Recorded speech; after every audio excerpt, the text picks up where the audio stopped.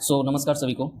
Circle को ही आज continue करेंगे। ये most probably last concept video होगा सर्कल का, जिसके बाद हम क्वेश्चन प्रैक्टिस करेंगे जितने भी 2025 में सर्कल से रिलेटेड क्वेश्चंस आए हैं। तो चलिए स्टार्ट करते हैं आज का कॉन्सेप्ट।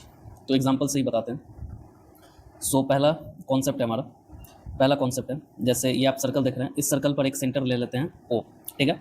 फिर इस सर्कल पे एक आर्क ले लेते हैं ए बी, आर्क ले लेते हैं ए बी। ये जो आप देख रहे हैं ये आर्क है, ये क्या है? आर्क है, arc A B, arc A B है, ठीक है, arc A B, arc A B. तो एक सर्कल है जिसका सेंटर ओ है और उस सर्कल पर एक आर्क ले लिया है ए बी। अब इस आर्क ए बी से, इस आर्क ए बी से सर्कल के सर्कमफ्रेंस पर एंगल हम बना लेते हैं थीटा, एंगल हम बना लेते हैं थीटा।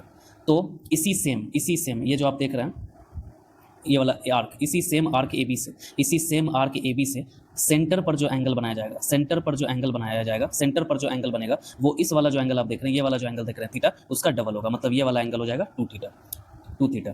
फिर से एक बार और समझ लेते हैं, इस बार वैल्यू पुट करके। जैसे इस सर्कल का सेंटर ओ है, ये आर्क ए बी है, ठीक है, ये आर्क ए बी है। अब इस आर्क से सरकमफ्रेंस पर एंगल दे दिया गया मेरा कितना, यहाँ पर लिख देते हैं 30 डिग्री।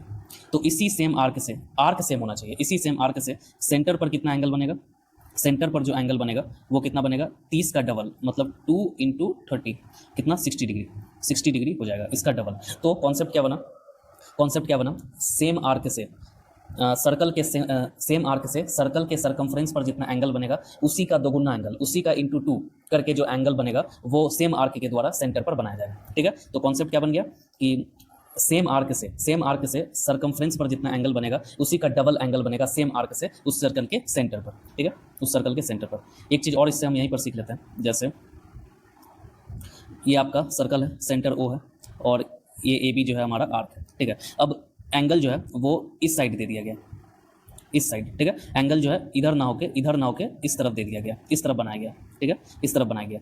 अब इस आर्क के द्वारा इस साइड सर्कमफ्रेंस के इस साइड एंगल थीटा है। तो सेम आर्क ए बी के द्वारा सेंटर पर कितना एंगल बनाया जाएगा, तो ये थीटा है तो सेम 2 थीटा। इसको बताने का यही तरीका था कि हर बार ऐसे नहीं हो सकता, मतलब सर्कमफ्रेंस पर कहीं भी ले, सेम आर्क से सर्कमफ्रेंस पर कहीं भी हम एंगल खींचे उसका हमेशा दोगुना होगा सेंटर पर, ये आपको याद रखना, ठीक है, ये आपको याद रखना। तो चलिए यहाँ पर मैं थ्योरी से भी एक बार बता देता हूँ जो मैं आप टाइप करके लाया हूँ। तो जैसे यहाँ देखिए, अब यहाँ पर आर्क ए बी है, आर्क ए बी से सर्कमफ्रेंस पर एंगल मान के चलिए थीटा है, तो इसी सेम आर्क ए बी से सेंटर पर एंगल कितना हो जाएगा, 2 थीटा। अब यहाँ देख लीजिए, इस आर्क ए बी से, ठीक है, सर्कमफ्रेंस पर एंगल है थीटा, तो ये जो आप देख रहे हैं सेंटर पर सेम आर्क के द्वारा सेंटर पर कितना एंगल बनेगा, सेम आर्क के द्वारा सेंटर पर कितना एंगल बनेगा, 2 थीटा, इसका डबल। तो सेम आर्क के द्वारा सेंटर पर एंगल हमेशा दोगुना बनता है, किसका, उसी सेम आर्क के द्वारा जो वो सर्कमफ्रेंस पर बनाया। तो नेक्स्ट कॉन्सेप्ट पर मूव कर जाते हैं। अच्छा, तो चलिए यहाँ देख लेते हैं नेक्स्ट कॉन्सेप्ट क्या था। जैसे ये सर्कल है, ये सेंटर ओ है, अब आर्क ले लेते हैं यहाँ पर ए और बी। तो इस आर्क ए बी से, ठीक है, इस आर्क ए बी से सर्कमफ्रेंस पर बना कोई भी एंगल इक्वल वैल्यू का होता है, ठीक है, इक्वल वैल्यू का होता है। मतलब ये अगर थीटा है तो ये भी थीटा होगा, ये भी थीटा होगा और ये भी थीटा होगा, ठीक है। तो देखिए जैसे ये सर्कल है, ठीक है, अब इस सर्कल पर सेंटर ओ मान लेते हैं। अब एक आर्क ले लेते हैं A B, arc A B, ठीक है। तो इस आर्क ए बी से सर्कमफ्रेंस पर कोई भी एंगल बनाएंगे तो वो इक्वल वैल्यू का होगा, मतलब इक्वल डिग्री का होगा।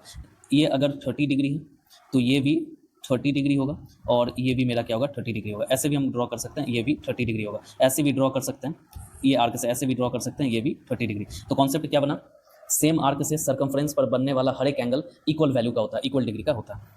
तो अब नेक्स्ट कॉन्सेप्ट पर मूव कर जाते हैं, देखते क्या। अच्छा, अब ये कॉन्सेप्ट है आपका सेमी सर्कल का। देखिए होता क्या, जैसे आप यहाँ पर इससे बता देते हैं। जैसे ये सर्कल है, सेंटर है मान लेते हैं ओ, ठीक है, सेंटर ओ है। अब ये जो आप देख रहे हैं, आपको पता होगा कि डायमीटर जो होता है वो लॉन्गेस्ट कॉर्ड होता है सर्कल का, ठीक है। तो वैसा कॉर्ड जो सेंटर से पास करे उसको हम डायमीटर कहते हैं। तो मान के चलिए ये डायमीटर ए बी है। तो कॉन्सेप्ट ये है कि डायमीटर से अगर कोई एंगल हम सर्कमफ्रेंस पर बनाते हैं तो वो हमेशा राइट एंगल बनता है, मतलब 90 डिग्री बनाता है, ठीक है। तो डायमीटर के द्वारा, डायमीटर सर्कल के सर्कमफ्रेंस पर 90 डिग्री का एंगल बनाता है, मतलब राइट एंगल बनाता है। जैसे यहाँ ये भी क्या हो जाएगा, 90 डिग्री। अगर इस तरफ ले लें तो ये भी क्या हो जाएगा हमारा 90 डिग्री। अगर ऐसे ले लें ये भी क्या हो जाएगा, 90 डिग्री। इसको इस तरीके से डायमीटर के तरीके से समझ सकते हैं, या एक और तरीका से समझ सकते हैं कि सेमी सर्कल में सर्कमफ्रेंस पर हम एंगल बनाते हैं तो वो 90 डिग्री का बनता है, ठीक है। तो यहाँ से पीपीटी से अगर हम समझें तो ये देखिए ये वाला जो एंगल है ये 90 डिग्री, एक सेकंड छोटा हो गया यार, ये 90 डिग्री होगा, ठीक है, ये 90 डिग्री होगा, ये 90 डिग्री होगा, ये सब क्या हो जाएगा 90 डिग्री। जैसे यहाँ पे मैं लिख देता हूँ, मान के चलिए ये ए सी है, तो A angle A C B जो होगा वो 90 डिग्री होगा, ठीक है। तो डायमीटर के द्वारा सर्कमफ्रेंस पर बनाया जाने वाला एंगल 90 डिग्री का होता है। तो नेक्स्ट कॉन्सेप्ट, अच्छा, अगर दो कॉर्ड एक दूसरे को इंटरनली टच करें, if two chords intersect each other internally at a point, अगर दो कॉर्ड एक दूसरे को इंटरनली टच करें, तो यहीं से हम देख लेते हैं। तो देखिए जैसे दो कॉर्ड हम ले लेते हैं, जैसे यहाँ पर एक कॉर्ड ले लिया, कॉर्ड ए बी, और दूसरा कॉर्ड ले लेते हैं कॉर्ड सी डी, ठीक है, कॉर्ड सी डी। ये दोनों जो है, ये दोनों एक दूसरे को, एक सेकंड, ये दोनों एक दूसरे को यहाँ पर कट कर रहा है। देखिए ए बी और सी डी जो है एक दूसरे को यहाँ पर कट कर रहा है, यहाँ पर इंटरसेक्ट कर रहा है। ये पॉइंट हम मान लेते हैं पी, ये पॉइंट हम क्या मान लेते हैं पी, एक सेकंड, इस पॉइंट को हम क्या मान लेते हैं पॉइंट पी मान लेते हैं इसको, ठीक है। तो क्वेश्चन में हमको दिया रहेगा ये वाला एंगल, कौन वाला एंगल दिया रहेगा, ये वाला एंगल, ये जो आप देख रहे हैं ये वाला एंगल, और क्या दिया रहेगा ये वाला एंगल, ये वाला एंगल आपको गिवन होगा। ये सेंटर है आपका, रेड डॉट जो है सेंटर है, तो आपको गिवन क्या होगा, गिवन होगा angle A O D, given होगा एंगल ए ओ, अच्छा इसको ओ मान लेते हैं, एक सेकंड, ये जो सेंटर है ये सेंटर मेरा क्या है ओ है, ठीक है, ए ओ डी, ठीक है, एंड क्या गिवन होगा angle C O B, angle A O D और एंगल सी ओ बी, और ये दोनों आपस में इक्वल लेंथ का होगा, ये दोनों आपस में जो है वो इक्वल लेंथ का होगा, नहीं सॉरी इक्वल लेंथ का क्यों होगा, एक सेकंड, गिवन आपको ये वाला दिया रहेगा, ठीक है, और आपको निकालना क्या है, आपको निकालना होगा ये वाला, आपको निकालना होगा ये वाला एंगल और ये वाला एंगल, ठीक है। तो फॉर्मूला क्या कहता है, एंगल से, हाँ, एंगल ए पी डी, ठीक है, या फिर एंगल सी पी बी, और ये दोनों एंगल जो होगा वो आपस में इक्वल होगा, मतलब ये वाला एंगल और ये वाला एंगल आपस में इक्वल होगा। तो इसका फॉर्मूला क्या हो जाता है, इसका फॉर्मूला हो जाता है एंगल ए ओ डी, मतलब ये वाला एंगल, प्लस एंगल, ये वाला एंगल, ये वाला जो आप एंगल देख रहे हैं ये वाला एंगल बी ओ सी या सी ओ बी ले लेते हैं, बटे 2 इनका एवरेज, ठीक है। तो एक बार फिर से फ्रेश से आपको समझा देता हूँ। जैसे ये दो एंगल है, मान के सॉरी कॉर्ड है, एक है कॉर्ड ए बी और दूसरा कॉर्ड है सी डी, ठीक है। सेंटर मेरा क्या है, सेंटर यहाँ पे ले लेते हैं ओ, सेंटर है मेरा ओ, ठीक है। अब ये जो है पी पर कट कर रहा है, ये दोनों जो है वो पी पर कट कर रहा है, दोनों कॉर्ड ए बी और सी डी एक दूसरे को पी पर इंटरसेक्ट कर रहा है या कट कर रहा है, जो कहें आप। अब गिवन होगा आपको ये वाला एंगल और ये वाला एंगल, ठीक है, ये वाला एंगल गिवन होगा और ये वाला एंगल गिवन होगा, ठीक है।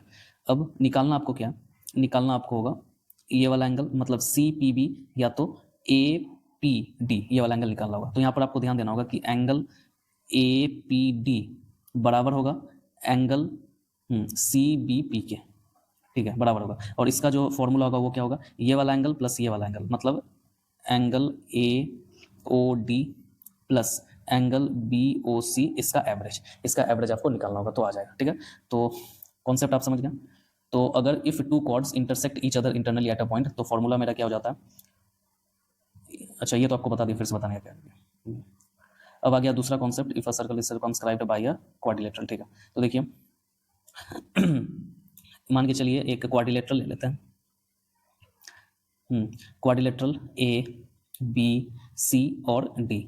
अब इसके अंदर एक सर्कल है, ये इसके अंदर एक सर्कल आ गया है, ये वाला जो चारों भुजाओं को टच करेगी, ठीक है, जो चारों भुजाओं को किसी पॉइंट पर टच करेगी। अरे यार गोल ही नहीं बन रहा है, एक सेकंड,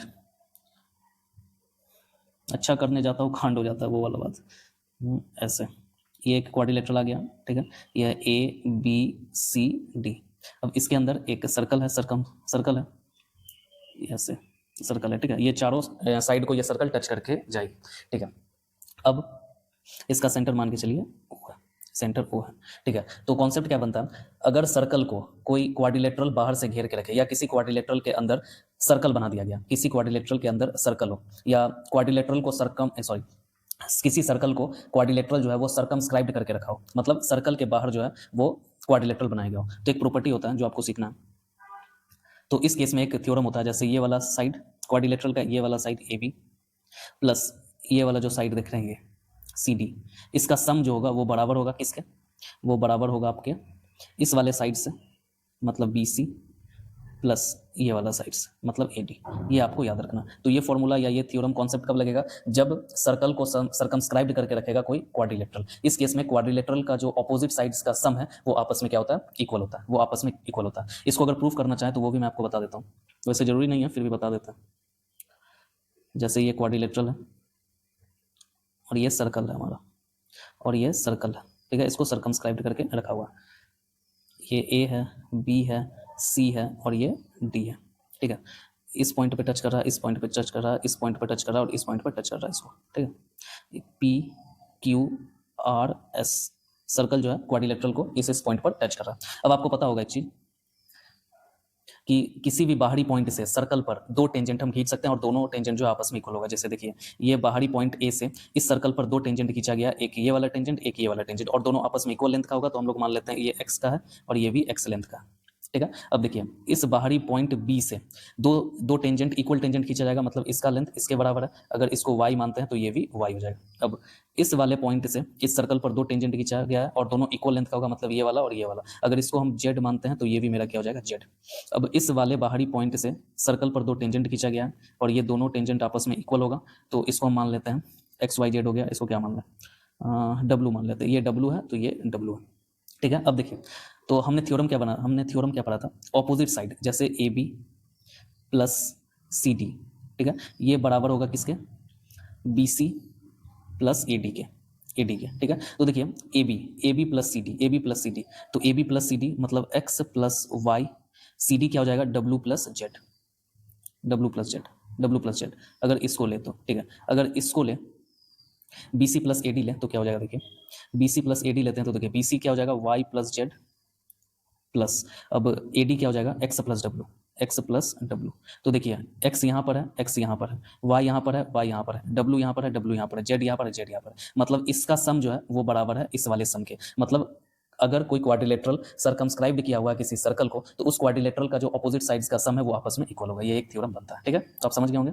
तो इस चीज को आप याद रखेंगे, ऐसा फिगर अगर आपको मिल जाए तो इसमें एक थ्योरम होता है क्या, ऑपोजिट साइड जो होता है उसका सम जो होता है वो आपस में इक्वल होता है। जैसे यहाँ पर AB है प्लस CD, मतलब AB प्लस CD बराबर BC प्लस AD। अब नेक्स्ट कॉन्सेप्ट, अच्छा, if two chords AB and CD intersect each other internally at point P, ठीक है। तो इसको पहले एग्जांपल से समझा देते हैं। जैसे देखिए ये एक सर्कल है, ठीक है। अब सर्कल का दो हम कॉर्ड ले लेते हैं, जैसे ये कॉर्ड ले लिए AB और दूसरा कॉर्ड ले लेते हैं CD। अब ये दोनों कॉर्ड जो है एक दूसरे को इंटरनली टच कर रही है, इंटरनली कट कर रही है, एट पॉइंट हम मान लेते हैं P, एट पॉइंट P। तो इससे एक थ्योरम बनता है या कॉन्सेप्ट कह सकते हैं, फॉर्मूला बनता है। क्या बनता है देख लीजिए, AP into BP equals to CP into DP, ठीक है। ये थ्योरम बनता है, ये फॉर्मूला बन जाता है। तो क्या है, AP इंटू PV बराबर होगा CP इंटू PD के। इसको आपको याद रखना, ठीक है। तो देख लेते हैं कहाँ था, यहाँ पर। तो क्या बोला, if two chords AB and CD intersect each other internally at point P। जैसे दो कॉर्ड है, जैसे यहाँ पर देखिए एक कॉर्ड AB है और एक कॉर्ड CD है, ये एक दूसरे को पॉइंट P पर कट कर रही है, ठीक है। तो PA इंटू PV बराबर किसके होगा, PC इंटू PD, ठीक है। इस पर डायरेक्ट पूछ लिया जाता है। जैसे आपको इसका वैल्यू दे दिया जाएगा, इसका वैल्यू दे दिया जाएगा, ये निकालना होगा। मतलब ये चार वैल्यू में से किसी तीन का जो वैल्यू है वो गिवन होगा और चौथा हमको क्या होगा, निकालना होगा, फाइंड आउट करना होगा। तो इसको आप याद रखिएगा। अब नेक्स्ट कॉन्सेप्ट, अच्छा, तो नेक्स्ट कॉन्सेप्ट है, जैसे ये एक सर्कल है, दो कॉर्ड ले लेते हैं। एक कॉर्ड है AB और दूसरा कॉर्ड है CD। अब AB कॉर्ड को बढ़ाकर हम बाहर ले जाते हैं और CD कॉर्ड को बढ़ाकर इस AB कॉर्ड को मिला देते हैं, कट कर देते हैं बाहर, एट पॉइंट मान के चलते हैं P। तो इस केस में फॉर्मूला क्या बनता है, इस केस में फॉर्मूला बन जाता है, ये जो आप PV देख रहे हैं, PV ये इंटू ये पूरा लेंथ मतलब PA बराबर हो जाएगा ये PD, ये वाला लेंथ PD इंटू ये पूरा लेंथ मतलब PC, ये आपका फॉर्मूला हो जाता है, ठीक है। इसको आप याद रखिएगा। ये कॉन्सेप्ट क्या है, अगर दो कॉर्ड को एक्सटेंड करके सर्कल के बाहर जाके कहीं मीट करवाएं, किसी पॉइंट पर कट करवाएं, तो फॉर्मूला क्या बन जाता है, ये आपके सामने, ये आपको याद रखना, ये फिगर। तो थ्योरी पे देख लेते हैं, ये तो हो गया था ये। If two chords A B and C D meet each other outside the circle at point P, तो देखिए जैसे ये कॉर्ड है ए बी, ये कॉर्ड है सी डी, ए बी को बढ़ाकर यहाँ ले गया गया और सी डी को बढ़ाकर ए बी से कट करवा दिया गया, मीट करवा दिया गया बाहर सर्कल के at point P, at point P, ठीक है। तो फॉर्मूला क्या बन जाएगा मेरा, ये वाला जो है पी वी इंटू ये पूरा लेंथ, इंटू ये पूरा लेंथ, ये बराबर होगा किसके, पी डी, और ये इंटू ये पूरा लेंथ पी सी। तो इसको आपको याद रखना, ये अगर फिगर है तो ये वाला आपको इक्वेशन याद रखना। इसमें भी कोई 3 देके तीसरा पूछ लिया जाएगा, ठीक है, ये इसमें भी कोई 3 लेंथ देके तीसरा पूछ लिया जाए, कोई 3 लेंथ देके चौथा पूछ लिया जाए। तो नेक्स्ट कॉन्सेप्ट, अच्छा नेक्स्ट कॉन्सेप्ट है ये ना। तो नेक्स्ट कॉन्सेप्ट है, देखिए 2 सर्कल ले लेते हैं, ठीक है, इस 2 सर्कल, इसका सेंटर है ए मान लेते हैं, इसका सेंटर बी मान लेते हैं, ठीक है। अब ये जो है ये दो सर्कल जो है मान के चलिए, ये पॉइंट पी और ये वाला पॉइंट क्यू पर कट कर रहे हैं एक दूसरे को, ठीक है। 2 सर्कल एक दूसरे को इंटरसेक्ट करते हैं 2 अलग अलग पॉइंट पी और क्यू पर, ठीक है। अब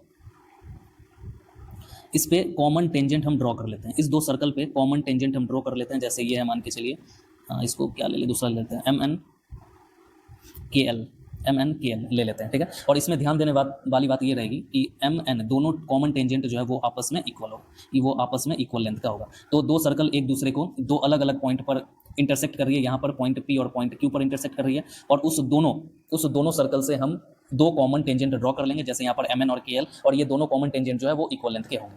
तो कॉन्सेप्ट हमारा ये बनता है, एक सेकेंड, कॉन्सेप्ट ये बनता है, ये जो आप लाइन देख रहे हैं इसको हम ऐसे मिला देंगे और इसको हम नाम दे देते हैं एक्स वाई, इसको हम नाम क्या दे दिए, एक्स वाई, ठीक है, एक्स वाई। तो एक्स वाई, एक सेकंड, इसको कैसे करें यार, एक्स वाई। तो इसमें एक फॉर्मूला बन जाता है, फॉर्मूला क्या बन जाता है, यहाँ पे मैं आपको लिख देता हूँ, फॉर्मूला बन जाता है इसका एक्स वाई का स्क्वायर, अच्छा इसको ऐसे बता देते हैं। तो इसमें एक इक्वेशन बनता है, कौन सा इक्वेशन, ये जो आप देख रहे हैं एक्स वाई इसका स्क्वायर, ये जो आप एक्स वाई देख रहे हैं इसका स्क्वायर, मतलब एक्स वाई का स्क्वायर बराबर होगा किसके, ये जो आप देख रहे हैं M N common tangent, M N, ये जो आप कॉमन टेंजेंट देख रहे हैं एम एन, इसका स्क्वायर। अब देखिए एम एन जो है वो के एल के लेंथ के बराबर है, तो एम एन की जगह पर आप के एल भी लिख सकते हैं, ठीक है, क्योंकि दोनों इक्वल लेंथ का है तो दोनों में से कोई भी एक लिख सकते हैं, प्लस ये आएगा प्लस ये वाला जो आप, ये इसको दूसरे कलर से लिखाते हैं, ये जो आप देख रहे हैं पी क्यू इसका स्क्वायर, इसको हम कहाँ पे लिखे यार, पी क्यू का, अच्छा इसको अब यहाँ से समझ गए कि एक्स वाई का स्क्वायर बराबर हो जाएगा एम एन का स्क्वायर, एम एन की जगह पर हम के एल भी लिख सकते हैं, प्लस ये पी क्यू का स्क्वायर। इसको मैं फ्रेश से आपको यहाँ पर बता देता हूँ। तो कॉन्सेप्ट रहेगा, 2 circles intersect each other at 2 distinct points P and Q and 2 equal length of common tangents are drawn to the circle. तो इस केस में हमारा जो थ्योरम बनेगा, प्रॉपर्टी बनेगा, वो क्या बनेगा, तो देखिए 2 सर्कल है, जैसे ये एक सर्कल है, ये एक सर्कल है, ये दोनों सर्कल एक दूसरे को 2 अलग अलग पॉइंट पर इंटरसेक्ट कर रहा है, जैसे यहाँ पर पॉइंट पी है और पॉइंट क्यू है, ठीक है। अब 2 कॉमन टेंजेंट हम ड्रॉ कर लिए हैं, ए बी और सी डी। यहाँ पर ध्यान देने वाली बात आपको ये करना है कि ए बी जो होगा वो बराबर होगा हमेशा सी डी के, ठीक है, ये आपको याद रखना है। तो इक्वेशन मेरा क्या बनता है, इक्वेशन बन जाएगा एम एन का स्क्वायर, ये जो आप देख रहे हैं एम एन इसका स्क्वायर, एम एन का स्क्वायर, ठीक है, एम एन का square equals to A B का स्क्वायर। अब ए बी जो है वो सी डी के बराबर है, तो ए बी के जगह पर, इसके जगह पर हम सी डी का स्क्वायर भी लिख सकते हैं, इसके जगह पर हम सी डी का स्क्वायर भी हम लिख सकते हैं, क्योंकि ए बी जो है वो सी डी के बराबर है, प्लस ये जो आप देख रहे हैं पी क्यू, ये जो देख रहे हैं ये पी क्यू का स्क्वायर, तो इक्वेशन क्या बन जाएगा, एम एन का square equals to A B का स्क्वायर प्लस पी क्यू का स्क्वायर। तो इसको हम ऐसे भी लिख सकते हैं, यहाँ पर ध्यान देने वाली बात ये है कि ए बी जो है वो सी डी के बराबर होगा, और इसको हम ऐसे भी लिख सकते हैं, एम एन का square equals to A B की जगह पर सी डी लिख देंगे का स्क्वायर प्लस पी क्यू का स्क्वायर। ये आप ध्यान रखिएगा, ये डायरेक्ट क्वेश्चन इस फिगर पर बन जाते हैं, तो इसको आप याद रखिएगा। नेक्स्ट क्वेश्चन, क्या कॉन्सेप्ट देख लेते हैं, कुछ छूटा तो नहीं ना, पीछे देख लेता हूँ नहीं, ये हो गया। अब क्या है, if 2 circles pass through each other centres. अच्छा, इसके लिए पहले एक फिगर आप समझ लीजिए अच्छे से। जैसे ये एक सेंटर है और ये एक सेंटर है सर्कल का, ठीक है। अब देखिए एक सर्कल इस वाले सेंटर से गुजर रहा है और दूसरा सर्कल इसके सेंटर से गुजर रहा है, ठीक है, इसके से गुजर रहा है। तो ध्यान देने वाला बात यह है कि इस कॉन्सेप्ट में क्या, दो सर्कल है और दोनों सर्कल एक दूसरे के सेंटर से गुजर रही है, दो सर्कल है और दोनों सर्कल जो है वो एक दूसरे के सेंटर से पास कर रही है, पास कर रही है। सेंटर को हम मान लेते हैं, चलिए इसको मान लेते हैं O1 और इसको मान लेते हैं O2, ठीक है। तो इस वाले सर्कल का सेंटर है O1 और इस वाले सर्कल का सेंटर है O2। तो कैसे हम याद रखेंगे, कैसे हम याद रखेंगे, दो सर्कल है और दोनों सर्कल जो है वो एक दूसरे के सेंटर से पास करेगी, एक दूसरे के सेंटर से पास करेगी, ठीक है। तो इस केस में देखिए आप अब देखिए इस वाले सर्कल का इस सेंटर से सरकमफ्रेंस, यहाँ तक सरकमफ्रेंस है, सरकमफ्रेंस है, ठीक है। ये तो सेंटर से इस ये वाला सर्कल में देख रहे हैं, इस वाले सर्कल में इसका सेंटर O1 से उस सर्कल के सरकमफ्रेंस तक की दूरी क्या कहलाएगी, रेडियस R। अब देखिए सेम यहाँ से ये वाला क्या कहलाएगा, रेडियस R। अब इस वाले सर्कल में, इस वाले सर्कल का जो सेंटर है O2 और उसका सरकमफ्रेंस है ये, यहाँ पर हम इसको मिलाएंगे तो ये भी क्या हो जाएगा, रेडियस। और तो इसी की तरह ये भी क्या हो जाएगा, रेडियस। इसी तरह ये भी क्या हो जाएगा, रेडियस हो जाएगा, क्योंकि इस वाले सर्कल का देखिए सेंटर O2 है और सेंटर से सरकमफ्रेंस की दूरी के बीच के डिस्टेंस को हम लोग रेडियस कहते हैं, ठीक है। अब देखिए ये जो होगा आपका, ये भी रेडियस होगा, ये भी क्या हो जाएगा, रेडियस होगा। क्यों रेडियस हो जाएगा, देखिए जैसे ये सर्कल है, इसका ये सेंटर है, अब इसी सेंटर से एक सर्कल पास कर दिया है और ये जो सर्कल है ये इसके सेंटर से गुजर रहा है। तो इस वाले सर्कल पे गौर कीजिए, इस वाले सर्कल पर गौर कीजिए, इस वाले सर्कल का सेंटर ये है और इसी वाले सर्कल पे, इसी सर्कल पर यहाँ पर एक पॉइंट है सरकमफ्रेंस पर, ये तो ये मेरा क्या हो जाएगा, रेडियस हो जाएगा। इसी तरह इसका इधर वाला रेडियस हो जाएगा। तो यहाँ देखिए अब आपको पता होगा एक ट्रायंगल में, एक ट्रायंगल का अगर तीनों साइड का लेंथ बराबर है तो वो कैसा होता है, वो कैसा ट्रायंगल होता है, वो होता है इक्विलेटरल ट्रायंगल। इक्विलेटरल ट्रायंगल मतलब हर एक एंगल 60-60 डिग्री का होगा, हर एक एंगल 60-60 डिग्री का होगा, हर एक एंगल 60-60 डिग्री का होगा, ठीक है, हर एक एंगल 60-60 डिग्री का होगा। तो ये जो आप देख रहे हैं, ये वाला लाइन जो आप देख रहे हैं, इसको दूसरे कलर से ले लेते हैं, एक सेकेंड। ये वाला जो आप लाइन देख रहे हैं, ये क्या हो जाएगा, ये हो जाएगा हाइट, ये हो जाएगा हाइट, किसका हाइट, इस ये इक्विलेटरल ट्रायंगल का हाइट। इसी तरीके से ये वाला भी क्या हो जाएगा, ये वाला भी क्या हो जाएगा, इस वाले इक्विलेटरल ट्रायंगल का हाइट। और इस दोनों को अगर पूरा ऐसे हम मिला दे तो ये क्या हो जाएगा, कॉमन कॉर्ड हो जाएगा इस दोनों सर्कल का, जिसको हम लोग PQ, एक सेकंड, जिसको हम लोग PQ से डिनोट कर देते हैं, जिसको हम PQ से डिनोट कर देते हैं, ठीक है। और इसी का वैल्यू आपको पूछेगा, इसी का वैल्यू क्या होगा, आपको पूछेगा, इसी का वैल्यू आपसे पूछा जाएगा, ठीक है। तो इस वाले वैल्यू का डायरेक्ट फॉर्मूला क्या होता है, डायरेक्ट फॉर्मूला होता है √3 इंटू रेडियस, ठीक है। तो चलिए अब डायरेक्ट PPT पे आपको समझाते हैं। तो जैसे देखिए, if two circles pass through each other centres then length of the common chord. तो ऐसे इस वाले कॉन्सेप्ट में हमको क्या ध्यान देना है, दो सर्कल जो है वो एक दूसरे के सेंटर से पास करेंगे, तो उन दोनों के बीच जो कॉमन कॉर्ड बनेगा उसका फॉर्मूला क्या हो जाएगा, उसका फॉर्मूला हो जाएगा ये √3 इंटू R। यहाँ पर R क्या है, रेडियस है, यहाँ पर R क्या है, रेडियस है। आपको एग्जाम में रेडियस दे दिया जाएगा, कहा जाएगा दो सर्कल एक दूसरे के सेंटर से गुजर रहे हैं और उनका रेडियस जो है वो R है, रेडियस जो है R है, तो उनके बीच का कॉमन कॉर्ड, ये जो कॉमन कॉर्ड देख रहे हैं PQ, ये निकालना है। तो डायरेक्ट फॉर्मूला आप लगा देंगे √3 इंटू रेडियस। ध्यान दीजिएगा R पर जो है, रेडियस पर रूट नहीं है, रेडियस पर रूट नहीं है, सिर्फ √3 अलग से इंटू R, ठीक है। तो देखिए ये सर्कल है, इस सर्कल का सेंटर A है, इस सेंटर से ये वाला सर्कल गुजर गया। अब इस वाले सेकंड वाले इस सर्कल का सेंटर जो है B है, इससे ये पहले वाला सर्कल गुजर गया, ठीक है, गुजर गया। अब PQ जो यहाँ पर देख रहे हैं ये क्या है, कॉमन कॉर्ड है, कॉमन कॉर्ड इस दोनों का कॉमन कॉर्ड है, ठीक है, जिसका वैल्यू जो है हम फॉर्मूला किस फॉर्मूला से निकालेंगे, √3 इंटू R। अब देखिएगा ये रेडियस है, ये वाला जो है ट्रायंगल, ये जो ट्रायंगल बन रहा है, ये जो आप देख रहे हैं ट्रायंगल बन रहा है, ये ट्रायंगल, ये इक्विलेटरल ट्रायंगल होगा, इक्विलेटरल ट्रायंगल होगा। और ये वाला जो आप ट्रायंगल देख रहे हैं ये भी इक्विलेटरल ट्रायंगल होगा और दोनों इक्वल इक्विलेटरल ट्रायंगल होंगे, ठीक है। तो चलिए नेक्स्ट कॉन्सेप्ट पे मूव करते हैं, ये याद रखिए बहुत इंपॉर्टेंट है। अच्छा,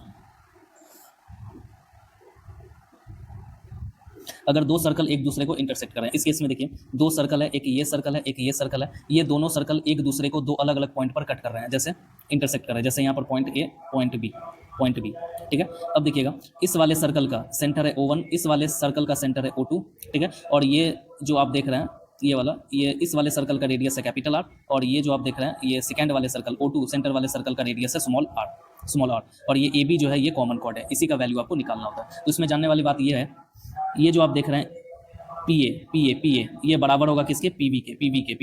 ये जो आप देख रहे हैं PA ये बराबर होगा हमेशा PB के। मतलब यहाँ पर ध्यान देने वाली बात यह है कि AB जो है वो मेरा क्या हो जाएगा, कॉमन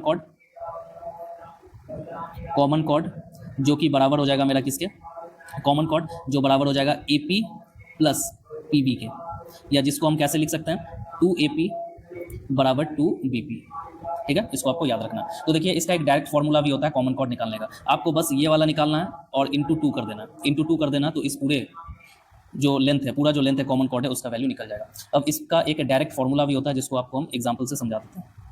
ये क्वेश्चन एग्जाम में आया हुआ है तो देख लेते हैं। Find the length of common chord of two circles, ये ऑफ है, ठीक है, of radius 30 and 40 centimetre whose centres are 50 centimetre apart. मतलब ये एक सर्कल है, ये एक सर्कल है, ये एक दूसरे को यहाँ पर ये पॉइंट P और पॉइंट Q पर टच कर रही है, ये है मेरा कॉमन कॉर्ड, ठीक है। अब इस वाले सर्कल का रेडियस दे दिया गया है 30 और ये वाले सर्कल का रेडियस दे दिया गया 40, ठीक है, और दोनों सेंटर के बीच का दूरी दे दिया गया 50 और हमको निकालना क्या है, PQ, कॉमन कॉर्ड निकालना है। तो इसका एक डायरेक्ट फॉर्मूला होता है।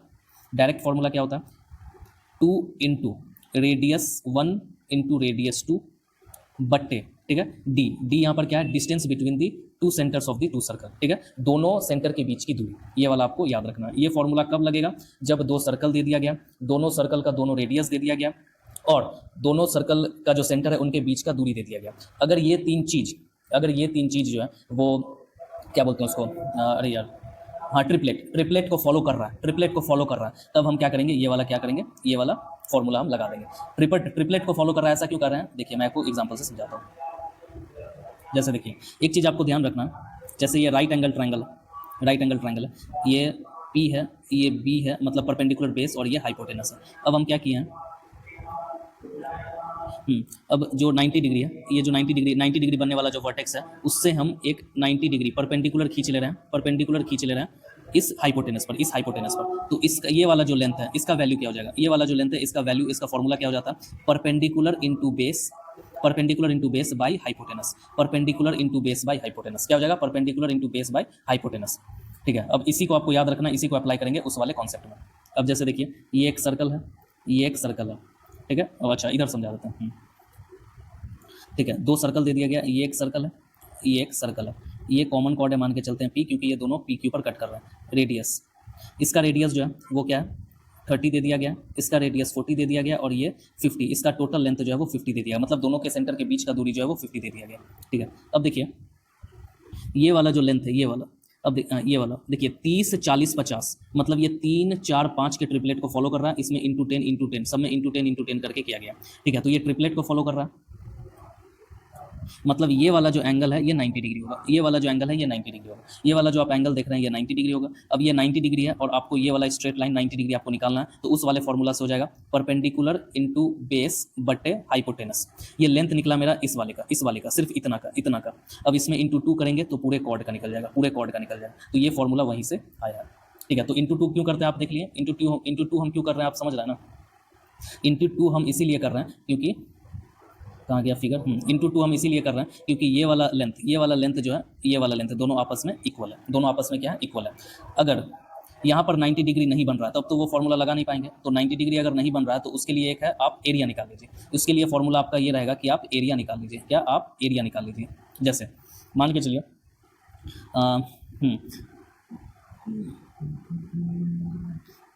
ये वाला लेंथ आपको दे दिया जाएगा, ठीक है। अब ये वाला आपको R दे दिया गया और ये वाला आपको R दे दिया गया, स्मॉल r दे दिया गया, ठीक है। तो अगर आपको अगर इसका एरिया दे दिया गया, ठीक है, तो इसका एरिया इक्वल्स हो जाएगा 1/2 इंटू बेस क्या है, O1 O2 इंटू और हाइट क्या है, AP, ठीक है। तो इसका एरिया कुछ दिया रहेगा, ठीक है, इसका एरिया दिया रहेगा, इस दोनों सेंटर के बीच का डिस्टेंस आपको दिया ही है और आपको कॉमन कॉर्ड निकालने दे दिया बोलेगा, तो आप ये हाइट तो निकाल ही सकते हैं ना एरिया से। तो ये जब हाइट निकल जाएगा AP, तो इसका 2 गुना कर देंगे हम, तो वही मेरा क्या आ जाएगा, पूरा लेंथ ऑफ कॉर्ड जाएगा, तो ठीक है। अच्छा, जब मैं इसका कॉन्सेप्ट एग्जाम में जो आए हुए क्वेश्चन है वो सब सॉल्व करवाऊंगा, तो वो ज़्यादा आपको क्या होगा, क्लियर होगा। तो आप तब तक के लिए इतना याद रखिए, जब नेक्स्ट क्लास में मैं कॉन्सेप्ट से रिलेटेड क्वेश्चंस प्रैक्टिस करवाऊंगा तब ज़्यादा अच्छा क्लियर हो जाएगा। अब